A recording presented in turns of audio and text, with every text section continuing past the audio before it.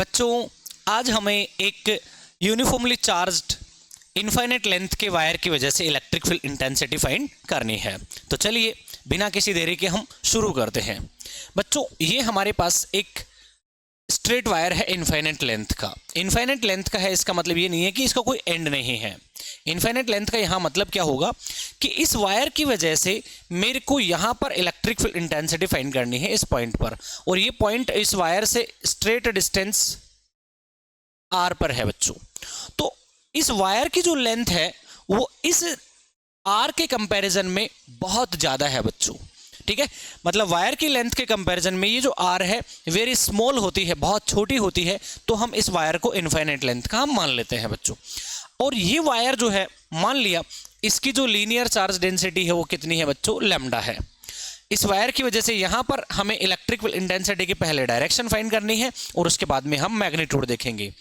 तो अगर बच्चों ये पॉजिटिवली चार्ज्ड है तो सिमेट्री यूज करते हुए अगर हम डायरेक्शन देखें तो बच्चों देखिए ये वायर पॉजिटिव है, इसकी वजह से अगर मैं यहाँ पर इलेक्ट्रिक फील्ड देखूंगा तो इलेक्ट्रिक फील्ड की डायरेक्शन ऐसे हो जाएगी। अगर मैं पॉइंट सामने लेता हूँ और वहाँ पर इलेक्ट्रिक फील्ड देखता हूँ तो इलेक्ट्रिक फील्ड सामने की तरफ हो जाएगा।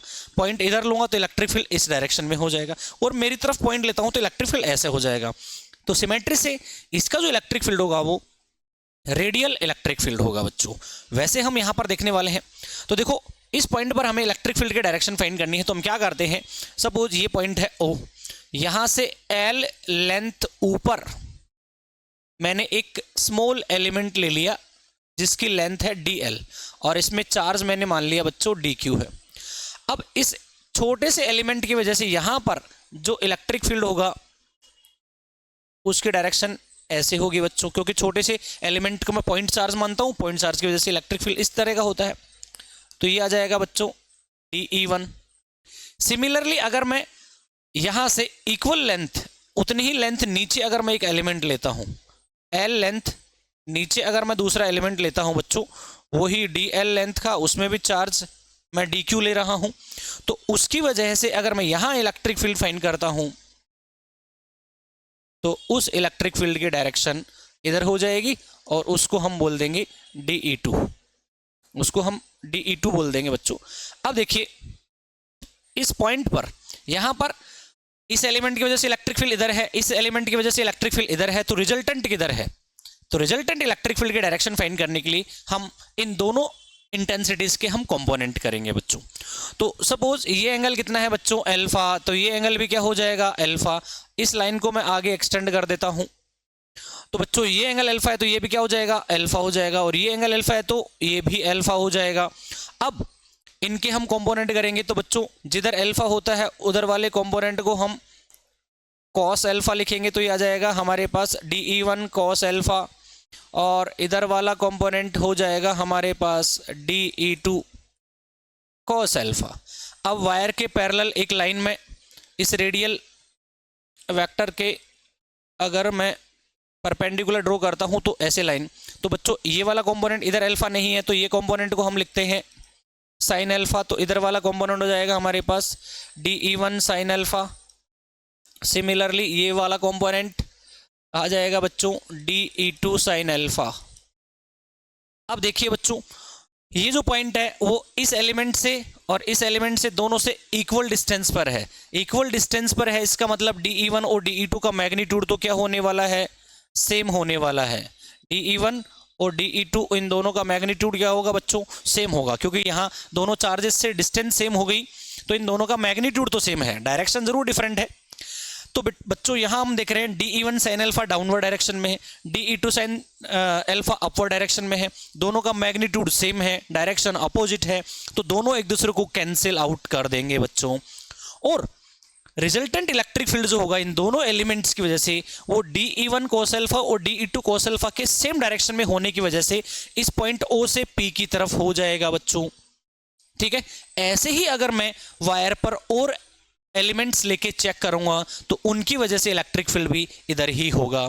तो हमें ये पता चल गया है कि ये पॉजिटिवली चार्ज वायर है तो उसकी वजह से इस पॉइंट पर इलेक्ट्रिक फील्ड क्या होगा, इधर होगा, ठीक है, रेडियल इलेक्ट्रिक फील्ड होता है। ठीक है बच्चों, पॉइंट हमने इधर लिया है इसलिए ऐसा हो गया, अगर मैं पॉइंट इधर लिया होता तो इलेक्ट्रिक फील्ड इस डायरेक्शन में हो जाता। तो डायरेक्शन तो हमें पता चल गई है, अब हम देखते हैं कि इस पॉइंट पर इलेक्ट्रिक फील्ड का मैग्नीट्यूड क्या होगा। तो बच्चों मैंने आपको बता रखा है, जब भी हम मैग्नीट्यूड फाइंड करेंगे और गॉस लॉ से हम फाइंड कर रहे हैं यहाँ पे गॉस लॉ को यूज करके, तो बच्चों मैंने आपको बताया था जब भी हम गॉस लॉ को यूज करते हैं तो हमें एक कंटिन्यूअस क्लोज्ड सरफेस इमेजिन करनी होती है जिसको हम बोलते हैं गॉसियन सरफेस। और गॉसियन सरफेस इमेजिन करते वक्त हम 3 पॉइंट्स ध्यान में रखते हैं। फर्स्ट पॉइंट कि जिस पॉइंट पर हम इलेक्ट्रिक फील्ड फाइंड करना चाहते हैं वो पॉइंट गॉसियन सरफेस पर होना चाहिए। उस गॉसियन सरफेस के अगर हम पॉइंट्स पर अलग अलग पॉइंट्स पर इलेक्ट्रिक फील्ड इंटेंसिटी और एरिया वेक्टर के बीच में एंगल देखें तो एंगल या तो 0 हो या 90 होना चाहिए बच्चों, और उस गॉसियन सरफेस पर इलेक्ट्रिक फील्ड कांस्टेंट होना चाहिए। तो चलिए देखते हैं, हम मैग्नीट्यूड फाइंड करते हैं। तो बच्चों ये हमारे पास वही इनफाइनाइट लेंथ का वायर है, इसकी वजह से हमें इस पॉइंट पर क्या करना है, इसके नियर बाई पॉइंट जो P अभी हमने लिया था उस पॉइंट पर इलेक्ट्रिक फील्ड का वैल्यू फाइंड करना है। तो वैल्यू फाइंड करने के लिए हम क्या करेंगे, एक गॉसियन सरफेस लेंगे बच्चों। तो गॉसियन सरफेस मैं यहां पे ले रहा हूं,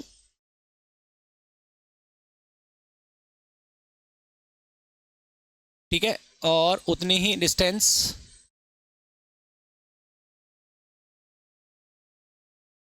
तो बच्चों मैं यहां पर एक सिलेंड्रिकल गॉसियन सरफेस ले रहा हूं, ठीक है। ऐसे ही यहां पर मैं ड्रॉ कर दूंगा सिलेंडर। तो ये हो गया बच्चों एक गॉसियन सरफेस, क्लोज्ड सरफेस है, इसको हम बोलते हैं गॉसियन सरफेस, गॉसियन सरफेस। और ये जो वायर है हमारा, इसकी सपोज जो लीनियर चार्ज डेंसिटी हो कितनी है, लैम्डा है बच्चों। अब हमें इस पॉइंट पर, इस जो हमने सिलेंड्रिकल गॉसियन सरफेस ली है बच्चों, इसके सरफेस पर यहां पर एक पॉइंट है, इस पॉइंट पर हमें क्या करना है, जो कि इससे कितने डिस्टेंस पे है, r डिस्टेंस पर, इस पॉइंट पर हमें इलेक्ट्रिक फील्ड इंटेंसिटी का मैग्नीट्यूड फाइंड करना है, इस वायर की वजह से इलेक्ट्रिक फील्ड कितना होने वाला है। तो बच्चों पहला पॉइंट तो सेटिस्फाई हो गया कि हम ऐसे सरफेस लेते हैं कि पॉइंट उस सरफेस पर होना चाहिए, फर्स्ट कंडीशन सेटिस्फाई हो गई। बच्चों इस पॉइंट पर अभी हमने इलेक्ट्रिक फील्ड की डायरेक्शन फाइंड करी थी, वो इलेक्ट्रिक फील्ड किधर होगा, इधर होगा। अब बच्चों ये वायर कितना है, इनफाइनाइट लेंथ का है, इसका मतलब चाहे पॉइंट P यहां लूं, यहां लूं, यहां लूं, यहां लूं, इनफाइनाइट लेंथ का है ना, तो सारे पॉइंट्स पर इलेक्ट्रिक फील्ड की डायरेक्शन किधर होने वाली है, इधर होने वाली है। और अगर मैं इस पॉइंट को मैं यहां लेता तो इलेक्ट्रिक फील्ड इस डायरेक्शन में हो जाता बच्चों, ठीक है। तो यहां इलेक्ट्रिक फील्ड की डायरेक्शन तो इधर है। अब बच्चों देखिए, ये जो सिलेंड्रिकल गॉसियन सरफेस है, इसके हर एक पॉइंट पर हम देखते हैं कि इलेक्ट्रिक फील्ड और एरिया वेक्टर के बीच में एंगल कितना बन रहा है।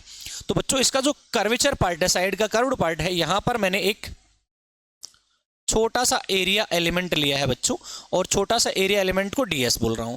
अब बच्चों इसकी जो डायरेक्शन होगी एरिया वेक्टर की, मैंने बता रखी है आपको पहले, एरिया वेक्टर होता है उस पर्टिकुलर पॉइंट पर उस सरफेस के परपेंडिकुलर आउटवर्ड डायरेक्शन में, तो ds वेक्टर भी इधर हो गया बच्चों। तो इसके कर्वेचर पार्ट के लिए, कर्व्ड पार्ट के लिए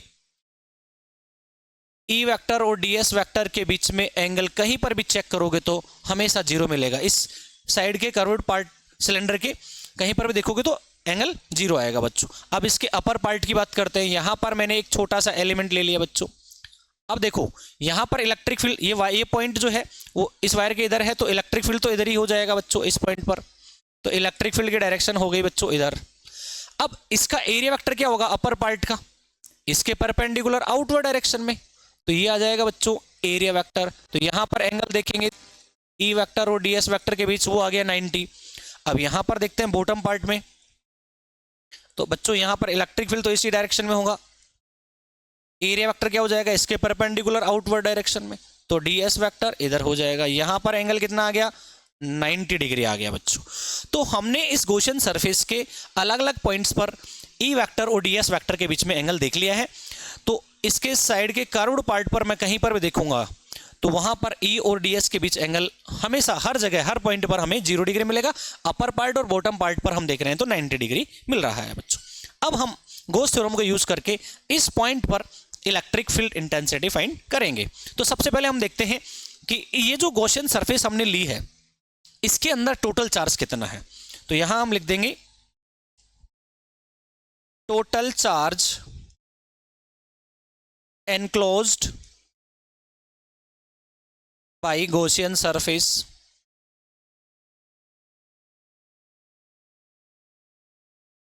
इस Gaussian सरफेस में टोटल चार्ज कितना है? टोटल चार्ज के लिए मैं सिग्मा यूज कर रहा हूं। Sigma Q is equal to कितना हो जाएगा बच्चों? Lambda into L. अब बच्चों ये लैम्डा इंटू एल कैसे आया है? मैंने जब आपको लीनियर चार्ज डेंसिटी समझाई थी तो वहां पर बताया था linear charge density lambda equal to होता है टोटल चार्ज अपॉन लेंथ। तो बच्चों क्यू निकालेंगे तो इन दोनों को मल्टीप्लाई कर देंगे तो क्यू आ जाएगा हमारे पास लैम्डा इंटू एल। अब हम गॉस थ्योरम यूज करेंगे तो बाई गॉस लॉ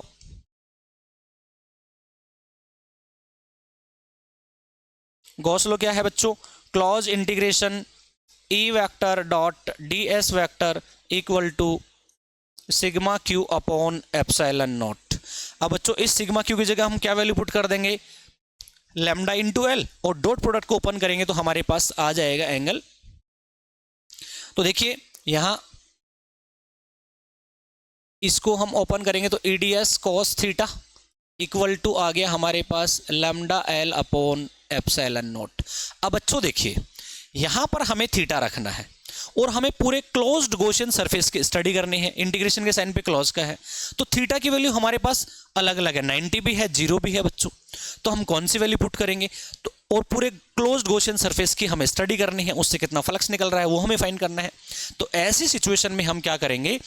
इस जो इंटीग्रेशन है इसको हम 3 पार्ट्स में डिवाइड कर लेते हैं बच्चों, क्योंकि हर एक पार्ट के लिए एंगल अलग आ रहा है। सपोज ये बॉटम पार्ट है, इसको मैं बोल देता हूं S1, इसका साइड का जो कार्डू पार्ट है उसको मैं S2 बोल देता हूं बच्चों, और अपर पार्ट जो है उसको S3 बोल देते हैं। तो ऐसी सिचुएशन में हम इस क्लोज इंटीग्रेशन को हटा देंगे और इंटीग्रेशन को 3 पार्ट में डिवाइड कर लेते हैं, तीनों को ऐड कर देंगे। भाई इसका अपर पार्ट, बॉटम पार्ट और कार्डू पार्ट को अगर ऐड कर देंगे तो ये पूरा क्लोज सरफेस बन जाएगा बच्चों।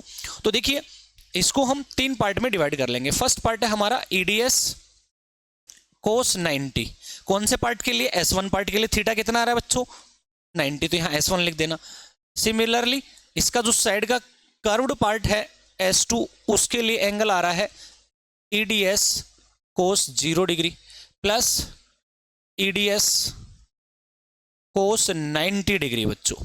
ये S3 पार्ट के लिए है equal to lambda L upon epsilon naught. बच्चों देखिए हमें तो टोटल जो क्लोज्ड गॉसियन सरफेस है उसका स्टडी करना था, उससे कितना फ्लक्स निकल रहा है वो देखना था। तो बच्चों हमने तीनों अलग अलग पार्ट से फाइंड करके तीनों को ऐड कर देंगे तो आ जाएगा टोटल। तो देखिए अपर पार्ट, ये डाउन, ये जो बॉटम पार्ट है इससे एंगल यहाँ 90 बन रहा है, तो कोस 90 क्या होता है? 0, तो पूरा 0 हो जाएगा बच्चों। प्लस ये आ जाएगा हमारे पास EDS कोस 0 1 होता है S2 पार्ट, और यहाँ पर भी कोस 90 0 होता है, तो ये आ जाएगा equal to lambda L upon epsilon naught. अब बच्चों यहाँ देखिए ये तो हमने मैथमेटिक्स यूज करके देखा है। EDS कोस थीटा क्या है? फ्लक्स। तो फ्लक्स 0 आ रहा है किस पार्ट के लिए? बॉटम पार्ट के लिए। और इसका अपर पार्ट के लिए S3 पार्ट के लिए भी फ्लक्स 0 आ रहा है। आएगा भाई, क्योंकि फ्लक्स क्या होता है? Number of electric field lines passing through the surface. तो बच्चों ये जो बॉटम पार्ट है इससे इधर इलेक्ट्रिक फील्ड निकल ही नहीं रहा, क्योंकि इलेक्ट्रिक फील्ड की डायरेक्शन तो ऐसे है बच्चों, इसीलिए इससे फ्लक्स 0 हो गया। अपर पार्ट को देखो एक बार, इलेक्ट्रिक फील्ड की डायरेक्शन ऐसे है। अब इस अपर पार्ट से ऐसे कोई इलेक्ट्रिक फील्ड लाइन निकल रही है क्या? नहीं निकल रही, इसीलिए बॉटम पार्ट और जो टॉप पार्ट है इसका, इनसे निकलने वाला फ्लक्स 0 आ गया है। ये तो मैथमेटिकली हमने देख लिया था, वैसे भी हम देख सकते हैं बच्चों, ठीक है। अब देखिए S2 पार्ट बचा। S2 पार्ट कौन सा है? इसका जो सिलेंडर का कर्व्ड पार्ट है। अब बच्चों ये वायर कहाँ है? उस सिलेंडर के एक्सिस पर है। तो इस सिलेंडर के सरफेस पर, कर्व्ड सरफेस पर आप कहीं पर भी पॉइंट लेंगे तो सारे पॉइंट वायर से क्या होंगे? इक्वल डिस्टेंस पर होंगे, r डिस्टेंस पर। डिस्टेंस इक्वल होगी तो उस सरफेस पर जितने भी पॉइंट्स होंगे उन सभी पॉइंट्स पर इलेक्ट्रिक फील्ड का मैग्नीट्यूड कांस्टेंट होगा। तो बच्चों यहां पर मैं लिख दूंगा E क्या है? कांस्टेंट, ठीक है। तो इसको बाहर लिख देंगे बच्चों। बचा क्या हमारे पास? Integration ds S2 equal to lambda L upon epsilon naught. अब बच्चों यहां पर इस इंटीग्रेशन ds S2 की वैल्यू निकाल लेते हैं। S2 पार्ट कौन सा था बच्चों? इसका साइड का curved part. ds small area है, इंटीग्रेशन ds मतलब टोटल एरिया। तो बच्चों सिलेंडर का कर्व्ड सरफेस एरिया कितना होता है 2 पाई आर एल, तो ये आ जाएगा हमारे पास 2 पाई आर एल, ठीक है। और ये 2 पाई आर एल क्या है हमारे पास, उस सिलेंडर का कर्व्ड सरफेस एरिया। ये वैल्यू मैं यहाँ पुट कर दूंगा तो आ जाएगा मेरे पास E multiplied by 2 pi R L equal to lambda L upon epsilon naught. अब बच्चों देखिए हमें E फाइंड करना है तो इसको L से L कैंसिल हो गया, तो E फाइंड करना है तो क्या जाएगा हमारे पास lambda upon 2 pi epsilon naught R. बच्चों अगर कोई भी इनफाइनाइट लेंथ का वायर है तो उसकी वजह से इलेक्ट्रिक फील्ड इंटेंसिटी का फॉर्मूला हमारे पास आ गया है, ठीक है, lambda upon 2 pi epsilon naught R. अब इस फॉर्मूले को मैं इक्वेशन नंबर 2 लिख देता हूं। बच्चों इसका थोड़ा सा फॉर्मेट, इससे अपन न्यूमेरिकल करते हैं तो थोड़ा सा कैलकुलेशन टफ हो जाती है, तो अपन इसको इजीएस्ट फॉर्मेट में कन्वर्ट करने के लिए हम क्या करेंगे, इसको ऊपर नीचे 2 से मल्टीप्लाई कर देते हैं। तो इस फॉर्मूले का फॉर्मेट हम चेंज कर देते हैं। तो देखो 2 से मल्टीप्लाई करेंगे तो क्या आ जाएगा हमारे पास, यहां पर E इक्वल टू आ गया बच्चों, ये 2 लैम्डा आ जाएगा और ये 2 इंटू 2 कितना हो गया 4 पाई एप्सिलॉन नॉट आर। और बच्चों हमें पता है 1 upon 4 pi epsilon naught R, 1 upon 4 pi epsilon naught जो होता है उसको हम K लिख सकते हैं। तो बच्चों इस फॉर्मूले को हम लिख देंगे E equal to 2K lambda upon R. ये हमारे पास एक नया फॉर्मूला और आ गया है इस इनफाइनाइट लेंथ के चार्ज्ड वायर की वजह से इलेक्ट्रिक फील्ड इंटेंसिटी का, ठीक है बच्चों। इससे हम न्यूमेरिकल करते हैं तो थोड़ा फास्ट हम कैलकुलेशन कर पाते हैं। अब देखिए यहां से हमें पता चल रहा है कि इलेक्ट्रिक फील्ड जो है वो डायरेक्टली प्रोपोर्शनल है लैम्डा के, एंड इलेक्ट्रिक फील्ड जो है वो इनवर्सली प्रोपोर्शनल है लेंथ के। इसका मतलब इस वायर से अगर मैं दूर जाऊंगा तो इलेक्ट्रिक फील्ड क्या होगा, डिक्रीज होगा बच्चों। और अगर मैं इस वायर का लैम्डा बढ़ाऊंगा, चार्ज डेंसिटी को इंक्रीज करता हूं तो इलेक्ट्रिक फील्ड इंटेंसिटी भी इंक्रीज होती है। तो मैं अगर इनके ग्राफ प्लॉट करूं तो ग्राफ ऐसे आ जाएगा, इधर मैं इलेक्ट्रिक फील्ड इधर लैम्डा लेता हूं तो लैम्डा के तो क्या है डायरेक्टली प्रोपोर्शनल है, और डिस्टेंस के साथ में अगर प्लॉट करते हैं यहाँ पे आर, इधर इलेक्ट्रिक फील्ड, तो बच्चों डिस्टेंस इंक्रीज होगा तो इलेक्ट्रिक फील्ड क्या हो रहा है, डिक्रीज हो रहा है। तो ऐसा इलेक्ट्रिक फील्ड आ जाएगा, ठीक है। इसी फॉर्मूले को अगर हम वेक्टर फॉर्म में लिखें तो देखिए इन वेक्टर फॉर्म, तो वेक्टर फॉर्म में हमारे पास आ जाता है बच्चों E vector equal to 2K lambda upon R, R cap, हम ऐसा लिख देंगे। अब यहां पर हमें देखना है कि मान लो ये हमारे पास जो चार्ज है वायर पर, जो चार्ज है अगर वो पॉजिटिवली चार्ज हो, वायर पॉजिटिवली चार्ज हो मतलब लैम्डा अगर पॉजिटिव हो तो इलेक्ट्रिक फील्ड क्या होगा, रेडियली आउटवर्ड डायरेक्शन में हो जाएगा। और अगर वायर नेगेटिवली चार्ज है तो इलेक्ट्रिक फील्ड इनवर्ड डायरेक्शन में हो जाएगा। वैल्यू सेम रहेगी, डिस्टेंस अगर सेम है तो यहां लिख देंगे इफ लैम्डा क्या है पॉजिटिव हो तो इलेक्ट्रिक फील्ड क्या हो जाएगा, रेडियली, E जो है वो रेडियली आउटवर्ड हो जाएगा। और अगर लैम्डा बच्चों नेगेटिव है तो E जो है वो रेडियली इनवर्ड्स हो जाएगा, ठीक है। ये थी बच्चों एक इनफाइनाइट लेंथ के चार्ज वायर की वजह से, यूनिफॉर्मली चार्ज वायर की वजह से इलेक्ट्रिक फील्ड इंटेंसिटी, और ये जो हमने निकाला है वो गॉस थ्योरम को यूज करके हमने निकाला है। अब हम इस पर बेस्ड एक दो न्यूमेरिकल्स को हम सॉल्व करते हैं बच्चों। तो देखो an infinite line charge produces a field of 9 into 10 की पावर 4 न्यूटन पर coulomb at a distance of 4 centimetre, calculate linear charge density. देखिए बच्चों हमारे पास इनफाइनाइट लेंथ के चार्ज वायर की वजह से इलेक्ट्रिक फील्ड इंटेंसिटी का फॉर्मूला दे रखा है, इलेक्ट्रिक फील्ड इंटेंसिटी की वैल्यू दे रखा है बच्चों 9 into 10 की पावर +4 न्यूटन पर कूलम, और डिस्टेंस हमें गिवन है 4 सेंटीमीटर, और पूछा है कि उस वायर की चार्ज डेंसिटी कितनी है, लीनियर चार्ज डेंसिटी। सिंपल है बच्चों, फॉर्मूला यूज कर लो, अभी जो बताया था मैं आपको। इलेक्ट्रिक फील्ड इंटेंसिटी का फॉर्मूला क्या होता है, 2K लैम्डा अपॉन आर। एक इनफाइनाइट लेंथ के वायर की वजह से हमें लैम्डा फाइंड करना है, तो लैम्डा इक्वल टू क्या हो जाएगा बच्चों, ER upon 2K। Electric field की वैल्यू पुट कर दो बच्चों, 9 मल्टीप्लाइड बाई 10 की पावर 4। आर कितना है 4 सेंटीमीटर, सेंटीमीटर को मीटर में कन्वर्ट करेंगे तो -2 से 10 की पावर -2 से मल्टीप्लाई कर देंगे। ये 2 और के की वैल्यू होती है बच्चों 9 इंटू 10 की पावर 9। सोल्व करेंगे 9 से 9 कैंसिल, 2 से ये 4 कैंसिल हो जाएगा, ये ऊपर जाके 11, तो ये आ जाएगा बच्चों 2 इंटू 10 की पावर -7 कूलम पर मीटर। ये लैम्डा की वैल्यू आ गई है। ठीक है, अब नेक्स्ट हम देखेंगे बच्चों एक और है, 2 parallel infinite line charges with linear charge densities plus lambda coulomb per metre and minus lambda coulomb per metre are placed at a distance of 2r in free space. What is the electric field intensity between the two line charges, midway between the two line charges? तो देखो बेटा, हमारे पास ये 2 wire हैं और मान लेते हैं कि ये इनफाइनाइट लेंथ के हैं, ठीक है ना, ये इनफाइनाइट लेंथ के हैं। एक पर जो चार्ज डेंसिटी दे रखा है बेटा हमें पॉजिटिव दे रखा है, इसकी जो चार्ज डेंसिटी है वो plus lambda coulomb per metre है, और इस वायर की जो चार्ज डेंसिटी है वो minus lambda coulomb per metre है। ठीक है, इस वायर की minus lambda coulomb per metre है, मतलब ये पॉजिटिवली चार्ज है और ये नेगेटिवली चार्ज है बच्चों। दोनों इनफाइनाइट लेंथ के हैं और दोनों कितने डिस्टेंस पे रखे हैं, 2r डिस्टेंस पे है।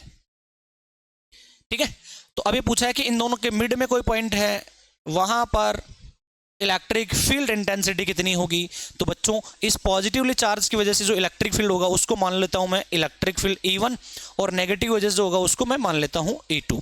अब बच्चों पॉजिटिव वजह से इलेक्ट्रिक फील्ड किधर होता है, आउटवर्ड, अभी बताया था मैं। ठीक है, रेडियली आउटवर्ड होगा, तो इसकी वजह से इस पॉइंट पर इलेक्ट्रिक फील्ड E1 की डायरेक्शन इधर हो जाएगी, और नेगेटिव की वजह से भी रेडियली होता है लेकिन वो इनवर्ड होता है, तो इस नेगेटिव चार्ज की वजह से, नेगेटिवली चार्ज वायर की वजह से यहाँ पर जो इलेक्ट्रिक फील्ड होगा उसकी डायरेक्शन भी इधर हो जाएगी बच्चों।